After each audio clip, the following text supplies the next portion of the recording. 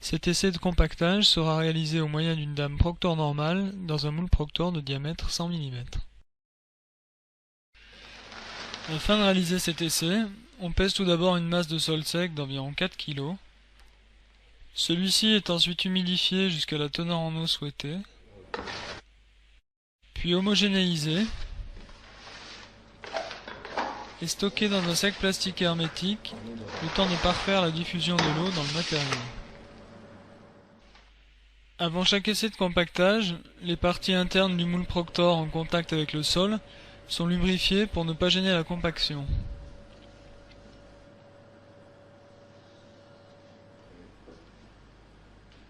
Les deux moitiés du moule Proctor sont alors assemblées.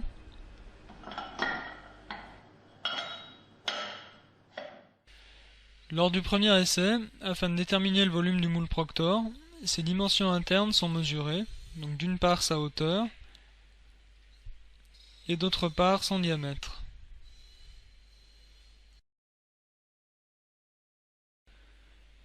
Le moule est ensuite pesé à vide.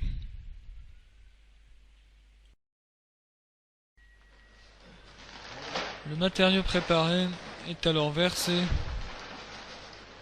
puis soigneusement réparti dans un bac divisé en 3 parties égales.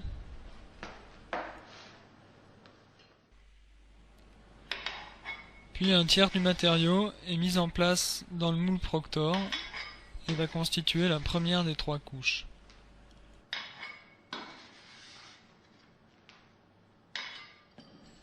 Cette couche est alors compactée à l'aide de la dame Proctor normale en appliquant une série de 25 coups selon le protocole décrit dans le document d'accompagnement au format PDF.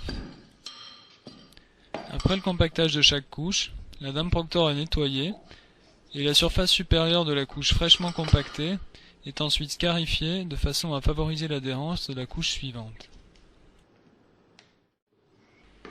La seconde couche est alors mise en place dans le moule, puis à son tour compactée.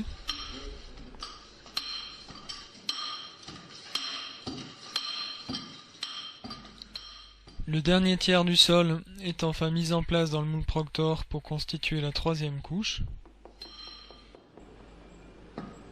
Et on montre ici en détail le schéma de compactage dans un moule Proctor qui consiste à appliquer sur chaque couche de sol mise en place 6 séries de 4 coups à raison d'un coup par cadran, le 25e et dernier coup étant appliqué au centre du moule. Une fois la troisième et dernière couche compactée, on enlève la réhausse, puis on arrase le sol au sommet du moule.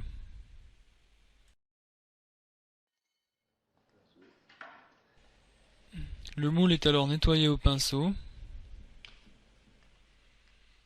avant d'être pesé. Connaissant le volume du moule, il est alors possible de déterminer la masse volumique du matériau compacté, qui est fonction de sa teneur en eau. Avant de déterminer la teneur en eau exacte lors de l'essai, il est possible de procéder à un essai de compression simple ou compression uniaxiale sur l'éprouvettes de sol obtenues au terme de l'essai de compactage.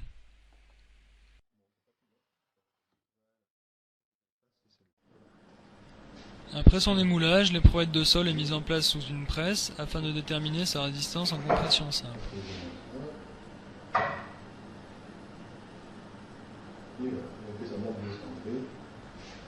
L'échantillon est alors écrasé à vitesse constante et l'anneau dynamométrique va nous permettre de mesurer la force nécessaire à la rupture de l'échantillon. Une fois la rupture survenue, on est alors en mesure de déterminer la cohésion non drainée du matériau, celle-ci étant égale à la moitié de la résistance en compression simple de l'échantillon. Après broyage, l'échantillon est alors mis à l'étuve afin de déterminer sa teneur en eau. Un nouvel essai de compactage peut alors être réalisé pour une teneur en eau différente, en sachant qu'il faut généralement au moins 5 essais différents pour pouvoir déterminer précisément la teneur en eau correspondant à l'optimum Proctor normal.